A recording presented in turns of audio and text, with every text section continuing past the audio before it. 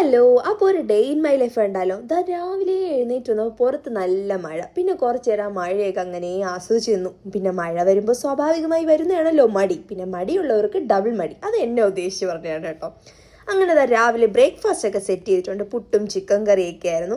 അതൊക്കെ കൊടുത്ത് ഞാൻ എൻ്റെ ആർമി ചേട്ടനെ അങ്ങനെ പറഞ്ഞു വിട്ടു കേട്ടോ. പിന്നെ എൻ്റെ ആർമി ചേട്ടൻ പോയി കഴിഞ്ഞാൽ ഞാൻ പിന്നെ ഫുൾ ഫ്രീ ആണ് കേട്ടോ. അങ്ങനെ അപ്പു പോയി കഴിഞ്ഞ് കഴിഞ്ഞാൽ പിന്നെ കുറച്ച് പാത്രങ്ങളൊക്കെ ഉണ്ട്. അതൊക്കെ ജസ്റ്റ് ഒന്ന് കഴുകിയൊക്കെ വയ്ക്കും. പിന്നെ എൻ്റേതായിട്ടുള്ള കാര്യങ്ങളൊക്കെ ചെയ്യും. അങ്ങനെ ഞാൻ പാത്രങ്ങളൊക്കെ കഴുകി കഴിഞ്ഞിട്ട് ഞാൻ പുട്ടും ചിക്കൻ കറിയും കൂടെ ഞാൻ ആസ്വദിച്ചിരുന്ന് കഴിക്കുകയാണ് കേട്ടോ.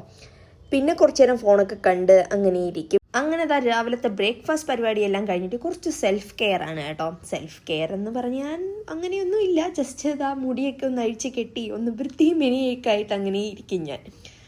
അതാണ് ഇവിടെ ഇപ്പം നടന്നുകൊണ്ടിരിക്കുന്നത്.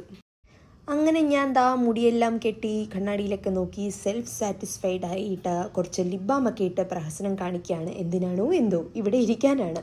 എന്നിട്ട് ഞാൻ കുറേ നേരത്തേക്ക് ഫ്രീ ആണ്, എന്തെങ്കിലുമൊക്കെ ചെയ്തുകൊണ്ടിരിക്കും. പിന്നെ ഉച്ചത്തെ ഫുഡ് കുറച്ച് ലേറ്റായിട്ടാണ് ഉണ്ടാക്കുന്ന, ഫോണൊക്കെ നോക്കി അങ്ങനെ ഇരിക്കും. ഇപ്പോഴത്തെ മെയിൻ ഹോബി എന്ന് പറഞ്ഞു കഴിഞ്ഞാൽ കുറച്ച് നേരം ഈ ഒരു സൈഡിൽ വന്നിരിക്കുക എന്നുള്ളതാണ്.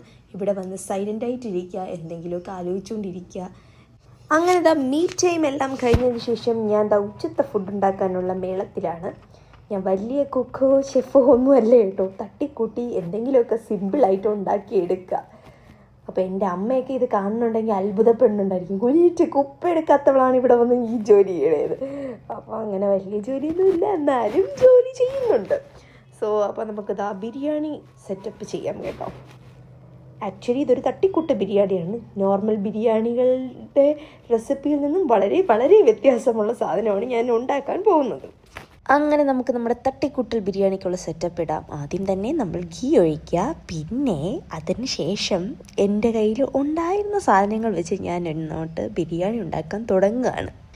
ആദ്യം ഞാൻ സവാള, പച്ചമുളക് അതൊക്കെ വഴറ്റി. നന്നായിട്ട് ബിരിയാണി ഉണ്ടാക്കാൻ അറിയാവുന്നവർ ഈ വീഡിയോ സ്കിപ്പ് ചെയ്യുക എന്നതാണ് എനിക്ക് പറയാനുള്ളത്. കാരണം അവർ കാണുകയാണെങ്കിൽ ഇത് ബോധം കെട്ട് വീഴും. എന്നിട്ട് ഞാൻ ചിക്കൻ ഫ്രൈ ചെയ്തിട്ടാണ് കേട്ടോ ബിരിയാണിയിലോട്ട് ഇട്ടത്.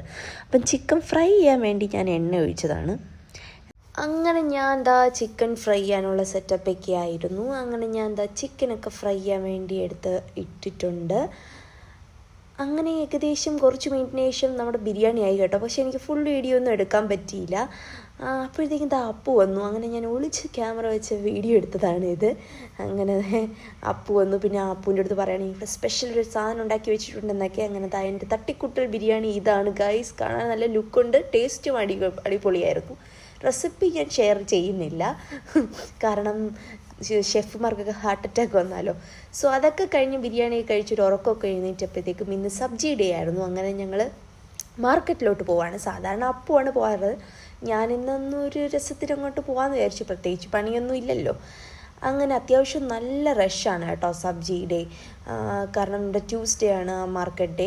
അപ്പോൾ എല്ലാവരും ഇങ്ങനെ വരും, നല്ല റഷും കാര്യങ്ങളൊക്കെയാണ്. അങ്ങനെ ഞങ്ങൾ ഇടവഴികളിലൂടെയൊക്കെ ഇങ്ങനെ സഞ്ചരിക്കുകയാണ്. എനിക്കിത് കാണുമ്പം നമ്മുടെ ചാല മാർക്കറ്റാണ് ഓർമ്മ വരണം ഈ സബ്ജി ഡേ കാണണം. അങ്ങനെ ഞാൻ തിരിച്ചു വരുന്ന വഴിക്ക് ഇവിടെ ഡിസ്കൗണ്ട് ഓഫർ ഉണ്ട് ട്രെൻഡ്സിൽ. പിന്നെ അവിടെ ഒന്ന് കയറി. ഇത് ശർക്കരപ്പൊടിയാണ് കേട്ടോ, അതിങ്ങനെ വാങ്ങിക്കാനൊക്കെ കിട്ടും.